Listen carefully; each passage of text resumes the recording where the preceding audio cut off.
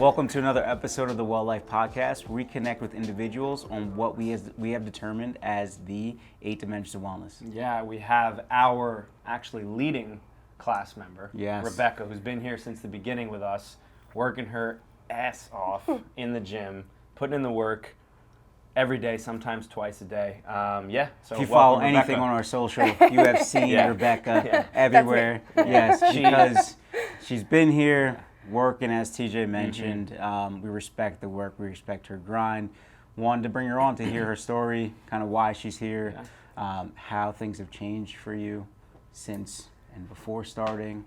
But one, thank you for the time again. Rebecca's a teacher, so we knew she had the time now. The school's over. Thank God. No, but we appreciate it. We know that you spend a lot of time here, so to come here in between classes, we appreciate that time. It's exciting. Yes. A little nervous, but exciting. No, very good. So, to start off, right, just general, straight up question for you personally, what does wellness mean to you? You can define it how you would define it, and then kind of give us some tidbits of things that have gone on to get you to think that way about wellness for yourself. Yeah, wellness it's so many things. It's hard to just, pick one thing.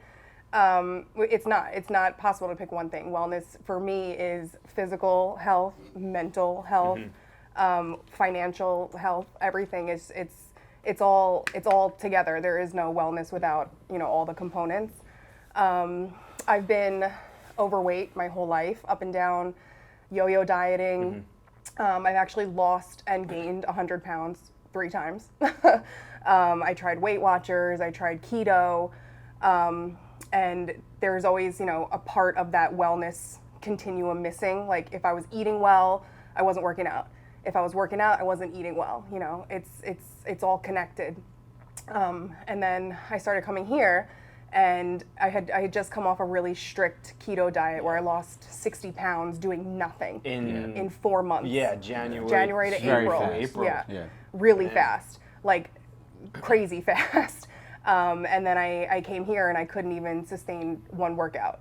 And I remember you guys were like, go eat an apple, have a carb, have some oatmeal, please. We were happy when we saw her eat like a slice of pizza on her Instagram story. And then that's part of I get like a really compulsive about things. And I would come in and I'd be like, this is what I ate today. And I literally would show you a list of all the things I ate. So another part of wellness for me is consistency, which I do struggle with. Clearly, I'm consistent at the gym. This is my 302nd class today. 303rd when I come back later. But where I do struggle is consistently coming to the gym and then consistently eating right. Yeah. Which is hard. It's for hard. everyone, It's right? been So there's hard part of that is my like whole life. recognizing it's hard. Yeah, it's really hard. Because I got into that mindset of like, well, I'm working out, so let me eat the chocolate and let me eat the cake and everything. And then at night, I would just lay in bed and like eat. And it got bad. So I actually, since I've lost 100 pounds, I did gain about probably more than half of it back. Okay. Some of it's muscle, a lot of it's not. A lot of it is muscle though still. I mean,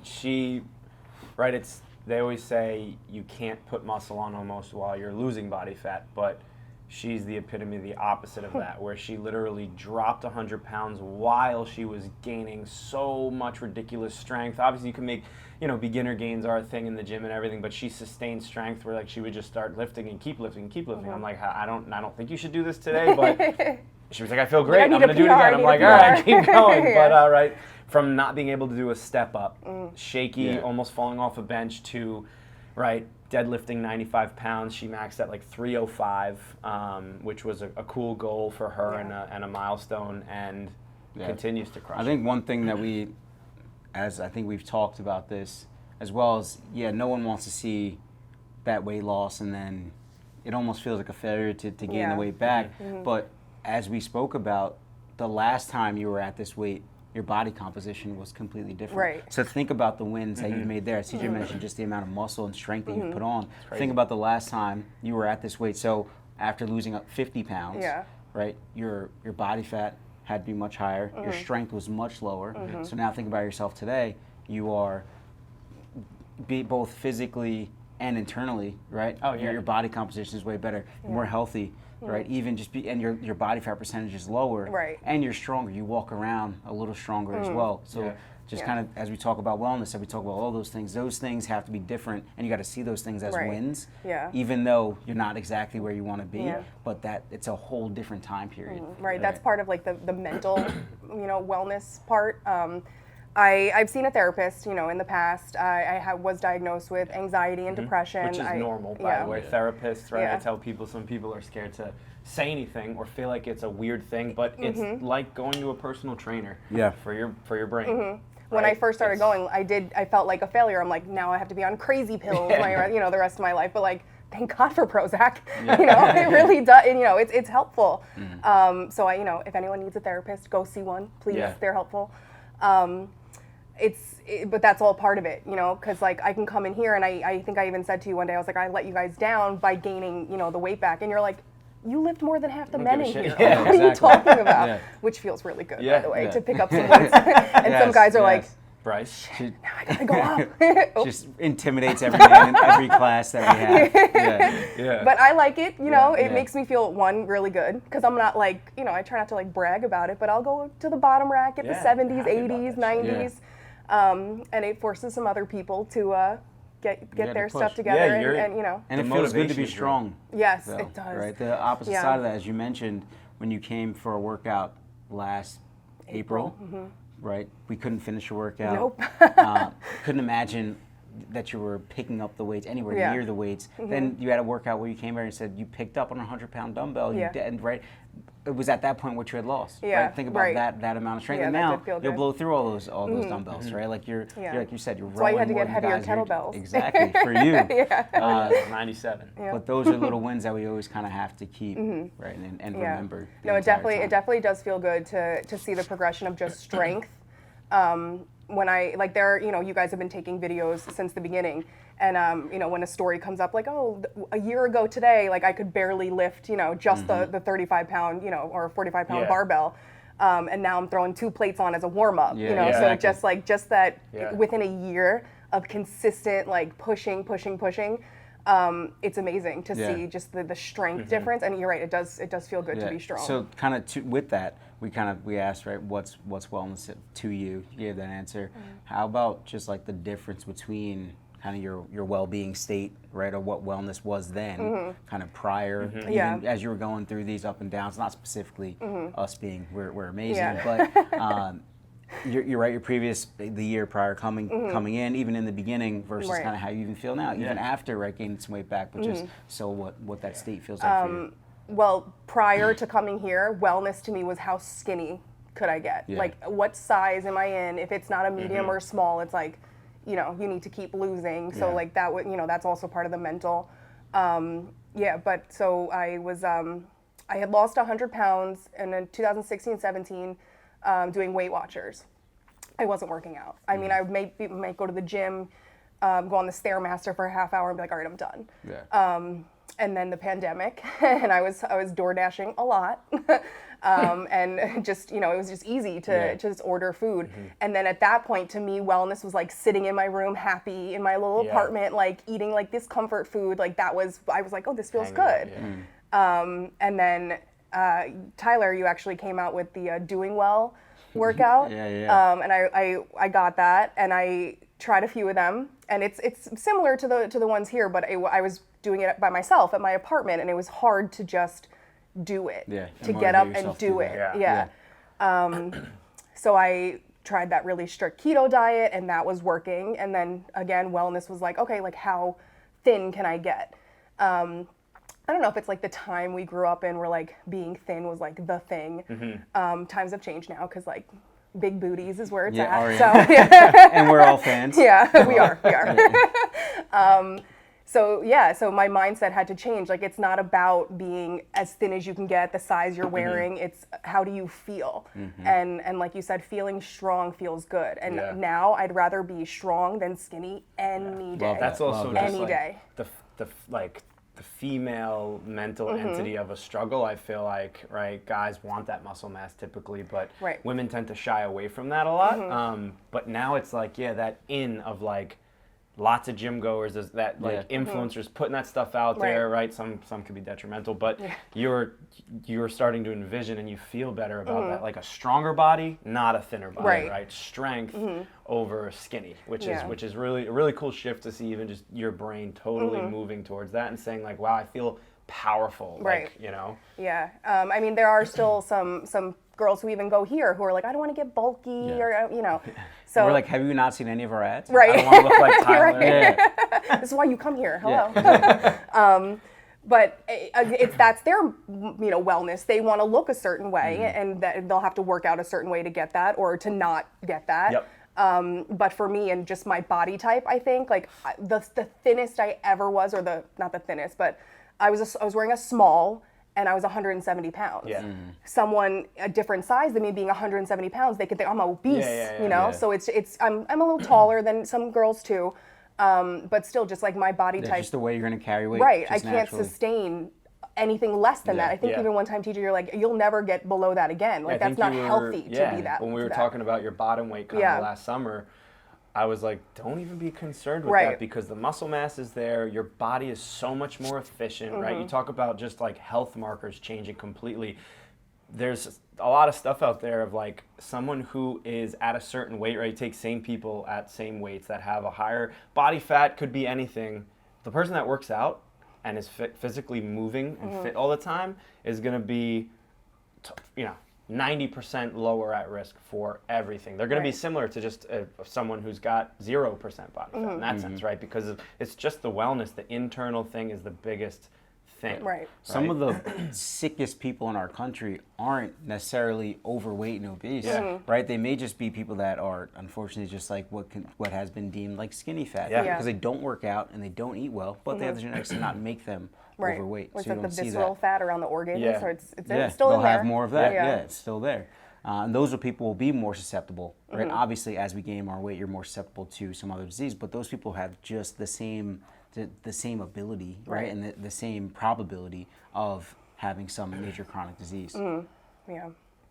So, wellness, again, to go back to it, is just, it's a complete spectrum. And my mindset really had to change from skinny, eat an almond and be done, to no, eat the full cup of oatmeal, have a banana with it, then a protein shake, and just. And that was a process. Yes. And we had a lot of those conversations. Yeah, that I'm trying to get back to now. So that's the consistency in all areas is the most important part, because you can be consistent at the gym, you know. But if you're not consistent with everything else, it just doesn't hold up. We even kind of talked about this today. It's just like that we do wholly believe, like at least from a nutrition standpoint. So it's always consistency, but it's what are you doing consistently, right? So it's going to be, am I 80% of the time, am I eating things that are good? And I think that also can be spread out to everything. So right, like you said, like with working out, with anything that you're taking care of yourself. So you can kind of spread that across all the habits and things that you have. Are you doing the things that are good for you 80% of the time? And 20% of the time, you can skew out, have a little fun, do some things. Because that 20 should not kind of take over the 80. As long as you get back to that 80% is what you're predominantly doing. You want the 20, because then if you don't have it, that's how you have crash diets, right? And you have all these different things, or the result of crash diets is like eating a bunch of sweets, doing all these things because you can't sustain that 20%, or like these very strict. And I remember talking to you when I started to, I was like, I'm gaining it back. Like, can I come, just go on the rower for like an hour? And you're like, no, like you don't need to work out more. You know, you need to maybe go for a walk, a little lighter.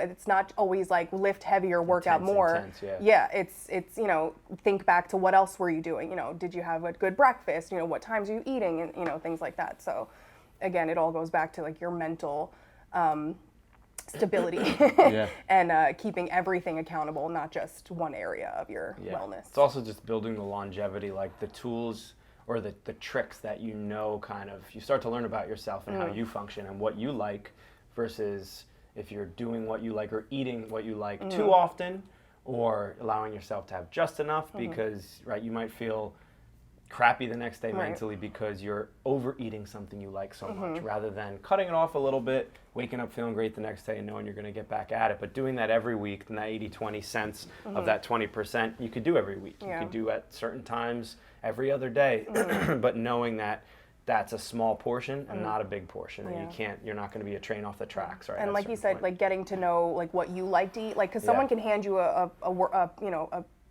things to eat, right, a meal plan, and say, you know, at this time of the day have this, and then have this, and have this, and you're like, oh, then you like hate eating, and then you don't want to eat it, and it's you know, so you have to like find what works for you, and like, you know, I would do the protein shake in the oatmeal, and it tasted like vanilla, and it was like really good. So like that was something. And then if someone said, "Oh, go have this plain oats with like a berry in it," you're like, it'd be terrible. You're not excited to eat anymore. And I love eating, so like I need to be excited about what I'm eating. So finding stuff that you like is important. Yeah, right? So for yourself too, growing up, what kind of? I mean, I know me personally. I grew up it's family, quick going. I was playing sports a lot, going to grab McDonald's or taking rides here, doing these customs that you build in what you think is healthy, or just having, right, spaghetti on a Thursday night and pizza on Friday nights at home. Growing up in that household, right, was there anything, well, I guess what kind of like place did you come from in that? Was there anything that you're like, wow, that was like crazy, or were there any shifts kind of throughout? Because you said you were always slightly overweight in that sense, right? Yeah. So, both my parents are overweight. My brother's not. He's like an anomaly. He's like, he can eat whatever he wants, and he just is a little twig. But yeah, both my parents were overweight. It was just my mom, my brother, and I growing up. Mom worked a couple jobs, you know, we were on food stamps for a little while. So we didn't always eat the home cooked healthy meal. It was McDonald's. It was, you know, the fast food or the quick pasta. She tried, you know, of course she did. It's hard. It's really hard. But yeah, I did come from the fast food and the, you know, not any real pressure to, you know, eat healthy. You know, maybe there was a salad with the pasta, but it wasn't always like finish your salad first and then eat your pasta. I came from that type of that type of family. To say, right, that is probably the most common kind of family structure we see in the country, especially with just fast food in general. Kind of the population of the popularity of fast food after it sparked kind of in the 70s, 80s became a staple in most people's diets in this country. And it was $1. Yeah, and it was cheap. Yeah, so like when you have, like you said, you come from a place where if there is a food stamp issue, right, if there is a financial insecurity issue or parents are working, what's the easiest, cheapest thing for us to do? It's there. Unfortunately, those places have just took the liberty of adding some other things and making meals bigger. Because if those were just very easy, healthier, convenient things, maybe that would have been better option just for people in the country. But that's not an anomaly, right? To be in that place, it's probably more commonplace. I mean, it's I can't imagine the stress of a single parent household.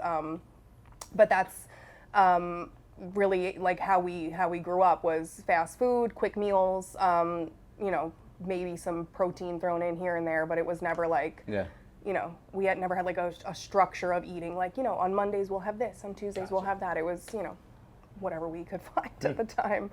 That's what we would eat. Cool. So also personally, right, coming back to now, even in the past workout-wise, did you try any types of workouts? I know talking about Tyler's workout he put out, aside from like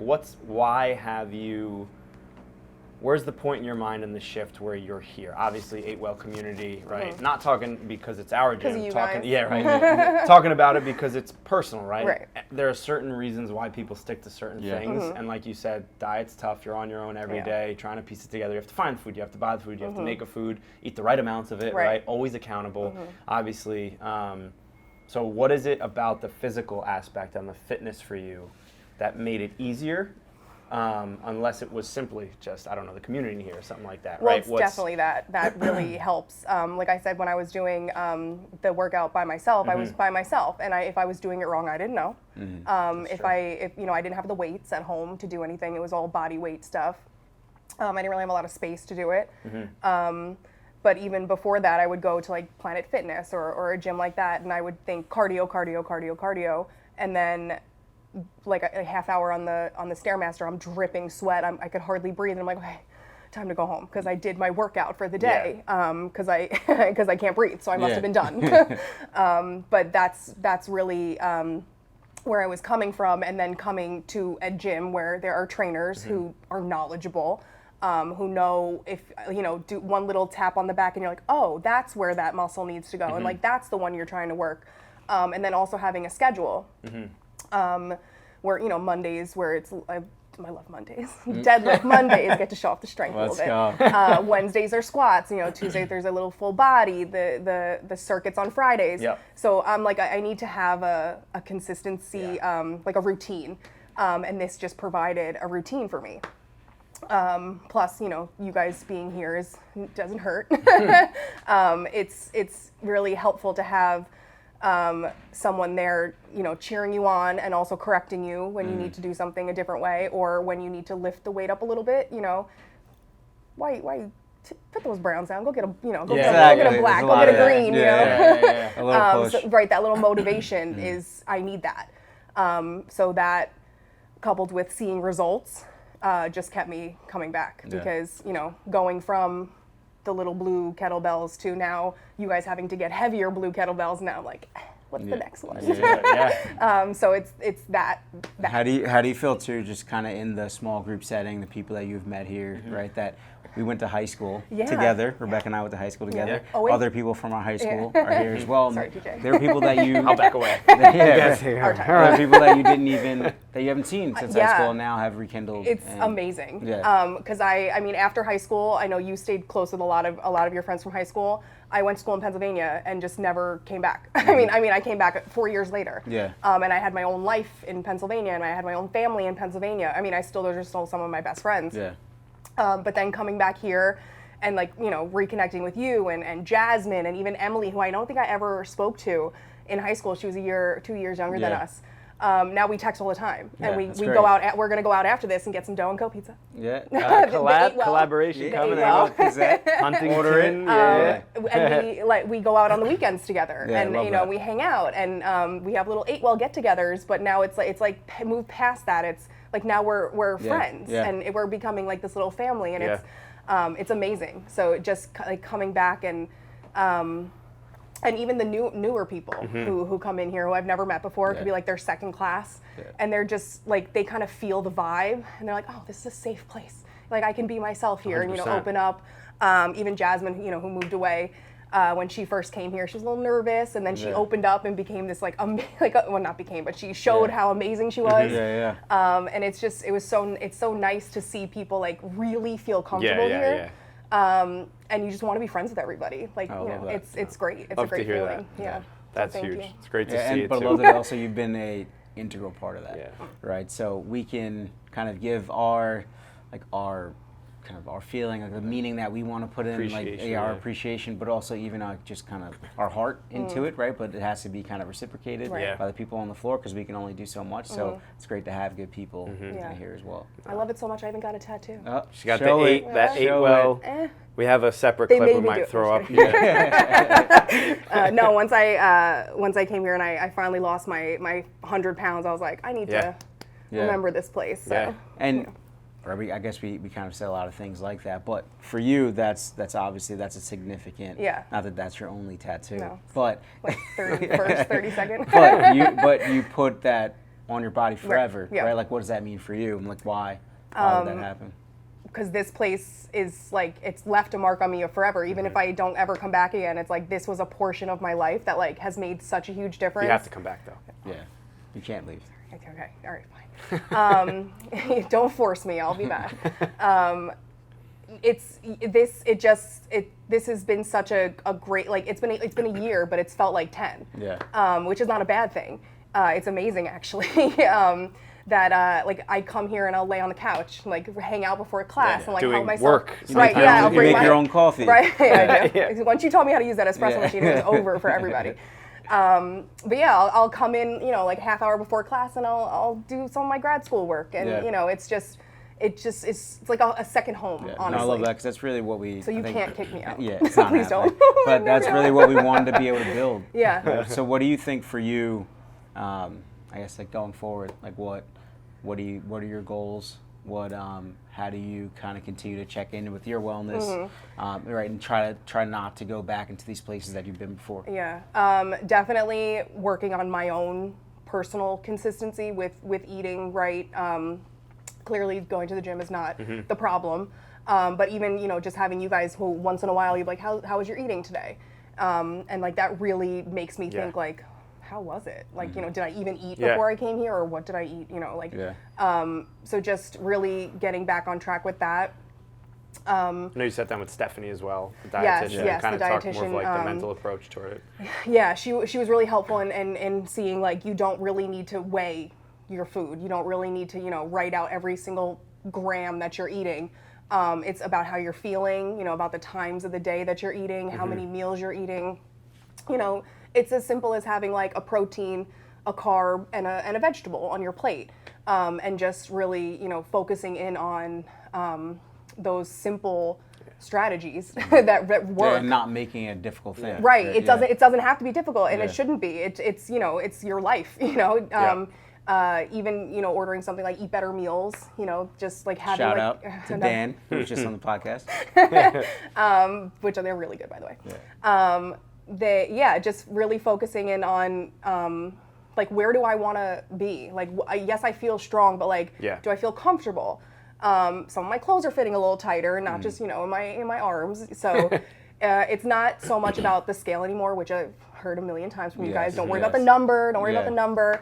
I've spent 33 years worrying about the number, so that's hard to break. But it's really like, how do I feel? And if I'm not feeling comfortable, what can I do to change that? So that's really where I need to focus my mental. Yeah, cool. I think I want to take it like upon ourselves also to like challenge ourselves to. Right, well, let's do something with you, right? We're doing like an 8-week program already for kind of new people to come into the gym. We'd love for you to kind of be a part of that. And right, so as you've kind of went this project, you've been here for a very long time, and have put the work in. We're doing this 8-week program where we're going to do some accountability meetings. We're going to do some in-body scans, and maybe let's dive into that, right? So we can kind of for the next 8 weeks really kind of get a good feel of what's going on. Yeah, exactly. And we can get a good feel of what's happening with you, right? Then we have kind of accountability meetings to check in with everything that is actually happening. We can actually get some real data, right, on what your body composition is. How do we change it over? And then we put a good meal plan, or not just necessarily a strict meal plan, but just some guidelines to follow over the next 8 weeks for you to really hone in and see how that feels. Because it's not something that we recommend to everybody. If people are really like looking for something that's they need a time frame on it, but you've built a really good base. So there are other people in our gym where we wouldn't recommend it for, right? But because they don't need it, but you've built a really good base, especially from a muscle standpoint, a body composition standpoint. So it would be interesting to kind of see you jump into this and give some guidelines there. I'd love to do that. Perfect. Cool, right? Because it's about the long term. It's like I've said to you before, you're going to undulate with your weight, right? You drop, you gain, drop, gain, drop, gain. Sometimes that just the drop, then that little gain makes way for more of a drop. Just how your metabolism is set up, what you're eating, when you're eating, how you're eating it. You have to eat more sometimes and reset yourself and resurface, and then go back into the next kind of pitfall of that. So, and not live and die by those ups and downs, right? It's known that it's always up and down. That's why we don't look at the scale, right? Because it's just doesn't gonna, matter. yeah, exactly, and it's just gonna be up and down. So it'll lie to you one day, and then it'll tell you things are good another day. Yeah, like water weight. It's so annoying. Like, and you have to drink more water to get rid of water. Like, silly stuff. it's just silly. But it's like not living dying by the up and downs, and just kind of letting knowing that it's about the long term. Right. But we appreciate you again. Appreciate everything you bring to the studio. Right, and I think everyone else in this studio also appreciates you. Rebecca also brings the treats. She brings some protein cookies, protein cupcakes. Soon she's gonna drop her own protein brand, and we'll be the first ones to buy. Yeah, 100%. But thank you guys. Yes, of course. Appreciate your presence. Appreciate the consistency, the motivation you give in other members to kind of find themselves and where they're going. Motivate some of the dudes to lift heavier too, and it's just an invaluable presence that you've brought. Obviously, it feels good to have created this so that you could feel this way and learn all these things, but it comes right back to everyone else from you too in doing that for yourself. You can feel it. So appreciate that. Right. Anything else you want to say off the top? Any social? I know you're a teacher as well. Kicks and lifts. Kicks and lifts. Yeah. I have a show. What do we have on today? Just some little Nikes. Yeah. Just, nothing special. Just some little Nikes. How much did those cost? Okay. All right. Yeah, kicks and lifts. Yeah, Big Rebecca's our local shoe collector. Problem. Big but, sneakerhead. You know, every time I come in, they're like, "Did you just get a Yeah. How many pairs do you actually have? But check out our Yeah. Instagram Yeah. that she has right on the Kicks and side here, lifts. kicks and lifts. Yeah. Do I have to answer? How many pairs? About like 65. 65. All right, 65. All right, Good. well, it's better than 70, I guess. Well, We'll be there somewhere in soon. the mail. Yeah. All right. Five are in the Yeah. in the cart. Yeah. You have to have a vice, you know, Yeah. you gotta Yeah. somewhere. So if gotta you guys let see it out. this and you want to send her something, send her a pair of dope Ooh, shoes. Nike, Yeah. Adidas. I'm here. What Kicks size? and lifts. What size is it? 9.5. 9.5. Yeah, Yeah. let's go. Wow. Whatever you got. All right. Thank you guys for joining us on another episode of the Well Life Podcast. Please like, subscribe, share this episode, and find it wherever you listen to your podcast. Yeah, appreciate you guys. Thanks for tuning in. Thank you, Rebecca. Thank you.